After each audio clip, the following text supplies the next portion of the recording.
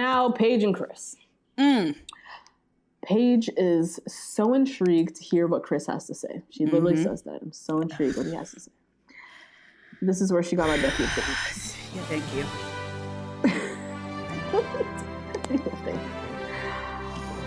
Chris has said so much at this point. Yeah.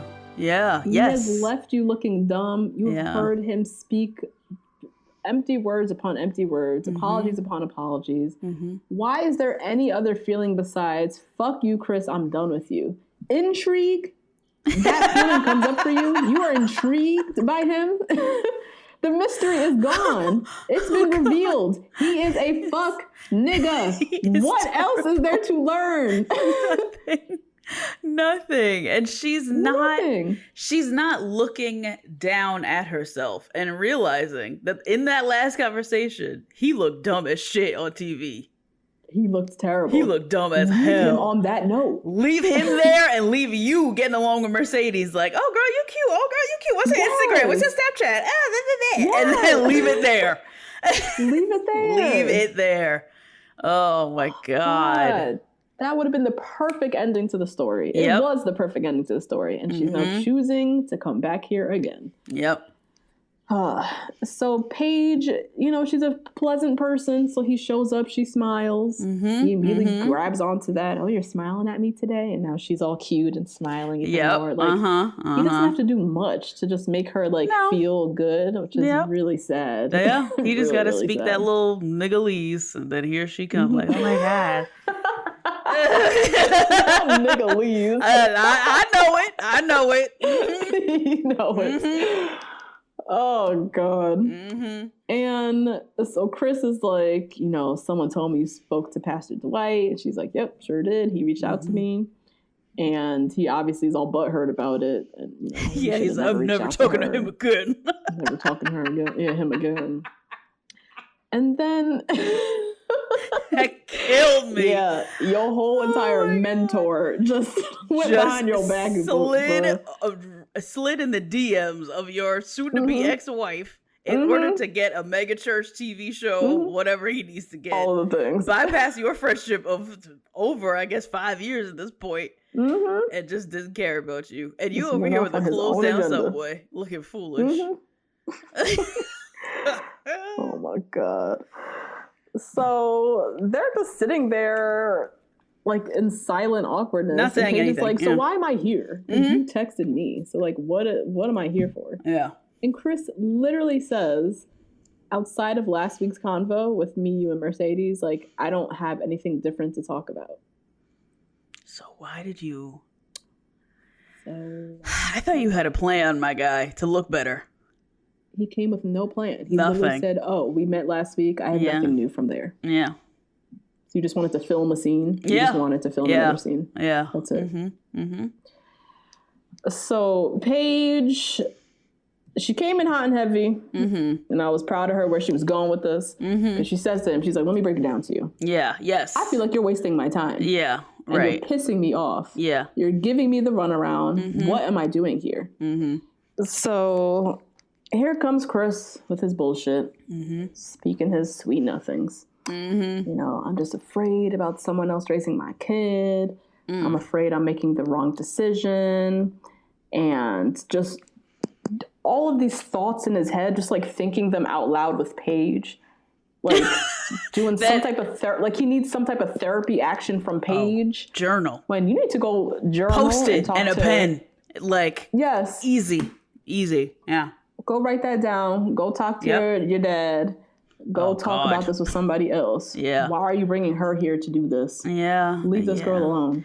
And you're on TV. I thought you had a better plan. You clearly wanted to look better on TV. That's why you texted her. So why there should be a better plan for this? I don't understand, but whatever. I don't understand.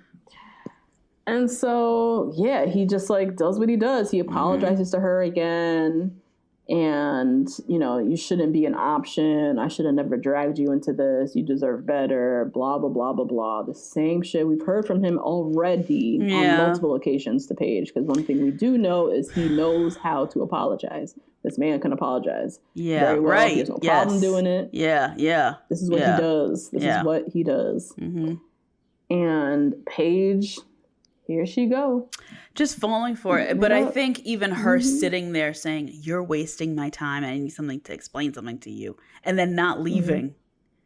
And then not leaving. Is a problem. You need to say all that and then bounce. Be out. But you saw the producers kind of pushed her back. You saw that part? Oh, what? She was like, I'm done. She was like, why am I here? And oh, she got that's up. right. And then she got up. Yeah. She went up to the side. The producers were like, find out what's going on. Yeah. Like, talking. Yeah. So they kind of pushed her back. Yeah. But even then, she should be like, no, I'm done. No. Like, I'm done. Yeah. I don't need anything else from him. I'm leaving. Yeah. I'm good. Yeah. But she, I don't know, just kind of allows people to shove her here, there, and everywhere. Yeah. So just listen to herself and being done when she says she's done. So she hearing all this bullshit. She's like, I appreciate your honesty. I take all of this into consideration. And Chris is like, so, what do you want? And she's like, what I wanted you to give us a chance. And Chris, again, let's reset. Let's start over. Oh my God. She didn't even think about it. She immediately was like, yes, let's start over. Let's do it. That's sad. Not even a millisecond to think about it. No, that's so sad. That's so sad. She dove right back in. It was so easy. So easy. Oh, Lord. Now, let's see. Haley and Jacob, they have a nice, pleasant lunch. They can't even, they don't even have no activity to do. They're just sitting there having lunch. They sit there and eating lunch, talking about all the things they do not have in common, because she is still talking about her different travel stories. Australia. She did running with the bulls. She almost lived in Australia. Which, when she talked about it, that looked like one of the biggest regrets of her life. Like, she's still trying to get back over there. She's still thinking about, who was the old boy who's selling them waffles? Remember that encounter that you had with that blonde man? She's still thinking about her version of that. The Belgian surfer. Yes. Yeah. She's still hung up on She's that still life. regretting it. Yeah. And she's still young enough. She can still do it, too. That's also she can what's still like. do it. I know she's still thinking about it. That's it. If it's the working holiday visa that I did, you can be 30 and under. She still qualifies. You could tell because she was talking about it and then just looking at her food like, damn. And now I'm here with you, your old ass. Right. A very longing way. And I feel like she wanted someone that was going to be... She definitely wanted someone on that same path. Yeah. Who, like, let's pick up and leave. Let's go. Let's go together for a year. Let's go together. Yeah. And she got this. Oof. So they have a nice cordial brunch, but it's cordial. Yeah. It was nice. Yeah. Now Vincent and Brianna.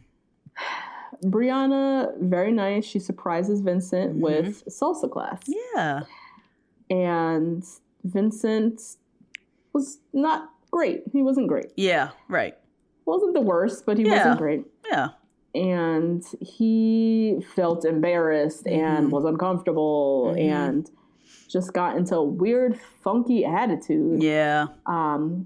With her. And at the end, like after class, he's telling her how, salsa is just not his thing. He wishes it was bachata, but he knows bachata, so he would have done better with it. And he just has a thing with looking like a chump or not, or looking like not his best self. Yeah, or not looking his best, exactly. Not looking his best. Like, always wanted to have this image. I guess, I don't know if it's for the cameras or for Brianna or both. Yeah, I have a feeling it's both. Both, right? Being compounded. Yeah. But he's looking worse. He could have just did the salsa, stumbled upon it, and had fun with it. People would be like, oh my God, they're so cute. Look at them in their salsa class. Yeah. But instead he got so in his head. Yeah, because he probably is all the time. He probably is a lot. He's probably a little bit more anxious and sensitive than he is willing to admit or explore, maybe even. Yeah. Because this is another one I was thinking of, his friend Alan Jamal Marcus, whatever that friend's name is with the cute dimples. I was thinking about him retelling this story to that friend, and again, how stupid he would look. And the friend would just be laughing. The friend would just be sitting there like, nigga, are you kidding? What? You went to salsa class? That sounds fun. Yeah. She planned one? This, And, So, he's just very, sensitive, easily embarrassed. Has to figure that shit out. Now, let's see. Virginia and Eric. Virginia, Eric surprises her with dinner. Yeah, cute. Yeah, it was very cute. She brings up the fact that she does have concern over his comments earlier about how he compares everybody to his ex-wife, basically. And Eric basically explains that he hasn't met anyone that gave him that feeling. That's what he's looking for. And Virginia gives him that feeling. So, that's convenient. But yeah, then he plays guitar for her and tells her that he loves her, and she says it back, and I did not believe her when she said it at all. Thank you. Did not believe her. I didn't believe her either. It was a reactive "I love you too," but I don't think she would have said it in that moment. I think the same thing. Oh my God. But again, it's like he speaks for her and makes, I don't know, like tells her how she feels. I mean, he doesn't say her how she feels in that moment, but for whatever reason, she felt compelled to say it back. Yeah. I don't know. It's weird. He's like not doing anything, but is doing everything. Oh yeah. He's like not manipulative. Yeah. But at the same time is like manipulating her in this really strange way. Yeah. It's weird. Yeah. It's so weird. Yeah. So that was, I guess, the end of episode 9. And Eric and Virginia are chatting. They're having this conversation about like sharing passwords and stuff. And, she knows his password on his device and whatever. And the idea of the conversation of guy friends comes up again. Ooh. And Eric expresses how he's uncomfortable with her texting any guys outside of the 2 guys that he met. He knows. Yeah. That he knows. Yep. And Virginia's like, Lord, because she has more than just those 2. Obviously. Yes. And then they talk about social media and this whole conversation about being friends with your ex on social media. And liking photos. I found this to be very interesting also because it seems to me like Eric doesn't have Instagram, which is fucking wild. How are you going to sit here? You're really sitting here telling us you're 34. 34, quote unquote. And you don't even know how Instagram works. Like, you don't even know the politics around Instagram and like liking photos. You know what I mean? Like, you don't know nothing about like social media culture at all until you marry this child, this 26-year-old who's living like she's 19. Yeah. Like, that to me, first of all, you obviously prove that you are 50. And second of all, like, why don't you know that? Even if you are 50, my mother has a TikTok. Yeah. She's 59. Right. Like, what? Oh my God. I don't understand. I don't get it. And he's just very cut and dry. Yeah. Can't have friends with this. You can't have friends with guys. You can't have friends with exes. Like, there's no gray area in between for like anything for him. Yep.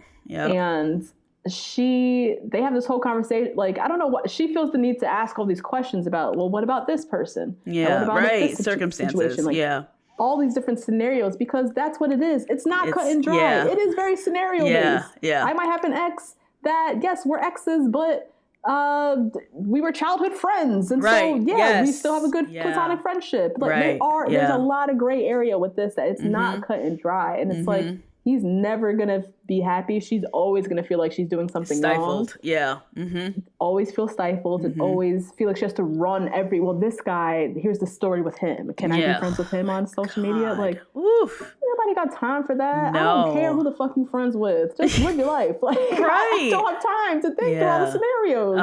All you can do is trust the person and just trust that they are making good decisions. Like, and not based on what you would do, Eric. Right. Because you know that if you were friends with any woman your age, that you would try to fuck her. Like, that's what you would do. Right. Exactly. That's not necessarily what Josh, John, and whoever the hell else would do. Right. In her life. Yeah.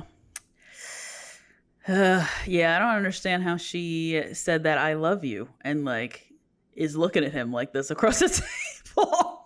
Right. You have concerns, my friend, about this future with this guy. Like, about very minor love him yet. things like your Instagram, which he doesn't even have one.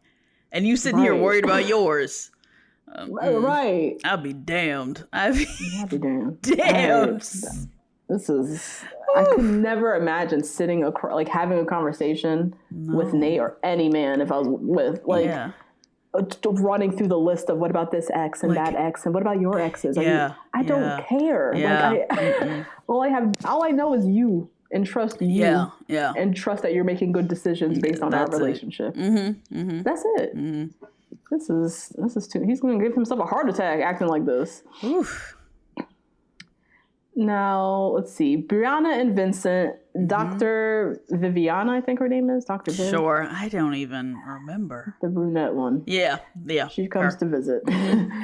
And they sit with her. They recap Champagne Gate, that whole drama. They recap Salsa Gate, that whole drama. Oh, my God.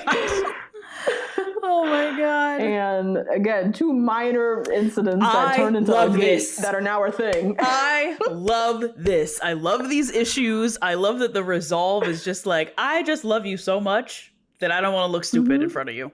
That's the resolve. That's I love it. I love this. That's really it. Yes. And that's basically what Dr. Viv pointed out. Like, you just don't, you want to look good for her. Right. And that's it. It's okay to not look good. And he's like, oh, okay. He just needs somebody to tell him that. To like talk him off the ledge. Right. Oh, God. But I'm glad they had resolve. He apologized for how he acted, and I'm glad we've now taken the pressure off of Brianna, who has done nothing wrong ever in any of these scenarios. Nope. Now it's like, okay, Vincent, you need to work on you not being as sensitive because Brianna just cares about you and wants to be nice. Yeah.